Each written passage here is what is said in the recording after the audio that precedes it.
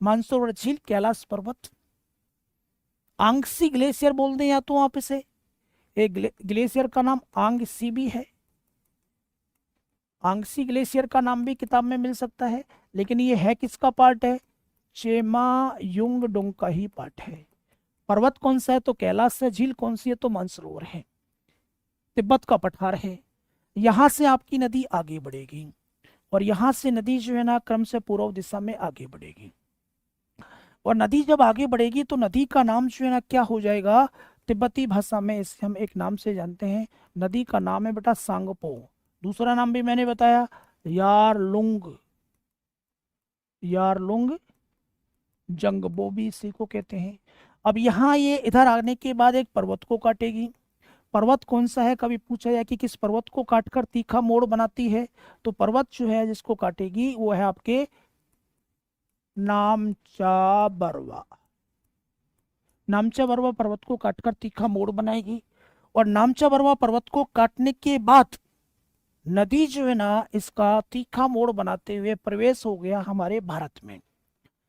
नदी भारत में प्रवेश करेगी, किस राज्य में करेगी, कभी पूछा जाए तो अरुणाचल प्रदेश में है। नदी का प्रवेश कहाँ हुआ, तो अरुणाचल प्रदेश में हुआ। अगर पूछ ले कि नदी किस दर्रे से होकर प्रवेश करती है, किस दर्रे से होकर प्रवेश करती है, तो दर्रे का नाम है बेटा यांग याप दर्रा। यांग याप दर्रे से होकर नदी आपके भारत में आ गई। अरुणाचल प्रदेश में आते ही नदी का नाम हमने रख दिया दिहांग नदी। दिहांग नदी के रूप में इसको जानते हैं।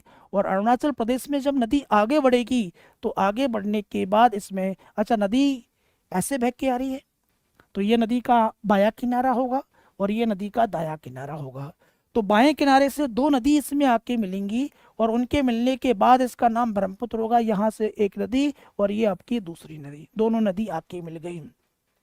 और जो दो नदी आकर इसमें मिल रही है उसका नाम अगर पूछ ले आपसे कि क्या है, तो एक नदी जो ऊपर से आके मिल रही है इसका तो नाम बेटा, ये वाली नदी का नाम तो है दिबांग नदी।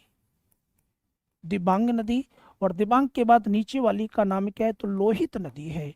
लोहित को खूनी नदी भी कहते हैं। इसका ये मतलब नहीं है कि नदी में खून है, इसका मतलब ये है कि जो नदी जो है ना इसकी अपोहा चित्र में लाल मिट्टी पाई जाती है, इस कारण पानी का रंग लाल होता है, इस कारण ही तो हमने इसको लोहित कहा। आपको पता ना एक वर्षा जो है खूनी वर्षा भी होती है इटली में, सराको पवन के द्वारा, रक्त वर्षा जिसे कहते हैं। तो वैसे ही हमने लोहित नदी का नाम रख दिया। आओ जी, नदी जब ये दोनों नदियां आकर मिल गई तो अब नदी का नाम हो जाएगा बेटा ब्रह्मपुत्र।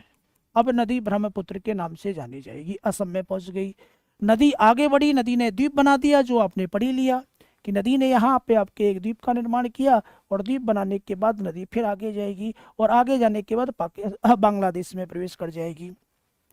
अब इस नदी में इधर की साइड से एक और सहायक नदी में जो डालनी है और इधर की साइड से एक और सहायक नदी जो आएगी, इस नदी का नाम, और एक और सहायक नदी आ गई, दो और मिला दी मैंने इधर की साइड से। एक वाली नदी का नाम तो है धनसिरी, धनसिरी, और एक का नाम हो गया कपोली। तो ये तो बेटा इसमें लेफ्ट किनारे से यानी कि बाएं किनारे से आ रही हैं। कौन कौन सी आ रही हैं, दिबांग, लोहित, धनसिरी, कपोली। अब बात करते हैं राइट साइड में, दाएं किनारे से। तो दाएं किनारे से इसमें आने वाली नदियों की अगर मैं आपसे बात कर लूं तो दाएं किनारे से इसमें आकर मिलती है सबसे पहले सुबनसिरी, सुबनसिरी, कामेन, मानस, संकोच, और ये गई आपकी तिस्ता। ये क्रम से इसमें इधर से आके मिली। नाम क्या है, तो सबसे पहले आएगी सुबन, सुबनसिरी, सुबनसिरी, कामेन, कामेन को ध्यान रखना जिया बरेली भी कहते हैं, कामेन नदी को जिया बरेली भी कहते हैं, ठीक है। सुबनसिरी, कामेन, ये बहुत अच्छे से आपने पढ़ रखा होगा। नेशनल पार्क भी है मानस, असम में।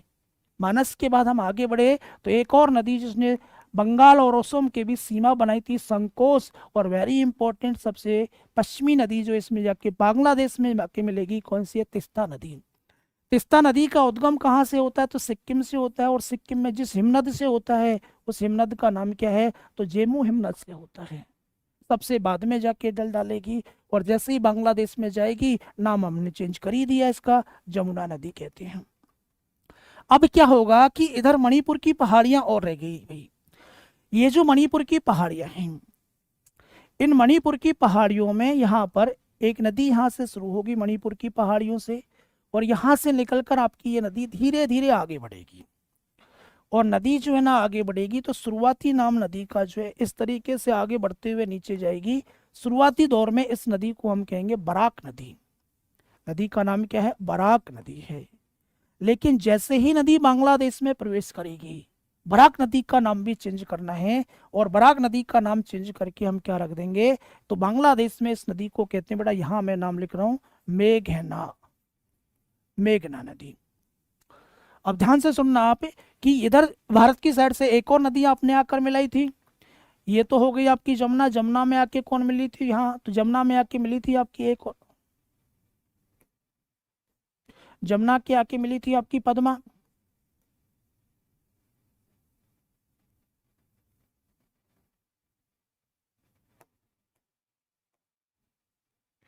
जमुना में आपके ये नदी मिली थी आपकी, इसका नाम आपने रखा था पद्मा, गंगा कह सकते हैं आप इसे। अब दोनों नदी जब ये आपस में मिल जाएंगी तो दोनों के मिलने के बाद दोनों की संयुक्त धारा का नाम जो होगा वो पद्मा ही होगा। और पद्मा में फिर आके मिलेगी कौन? मेघना। और मेघना जब इसमें मिल जाएगी तो अब दोनों की संयुक्त धारा, लास्ट में इस नदी का नाम जो बनेगा ना वो मेघना के नाम से बनेगा बेटा। ये सारी चीजें आपको पता होनी चाहिए। प्रश्न ये है कि इनमें से कौन अरुणाचल प्रदेश में है? तो बराक तो मणिपुर से निकलेगी, फिर असम में जाएगी, फिर बांग्लादेश में चली जाएगी। तो बराक का अरुणाचल प्रदेश से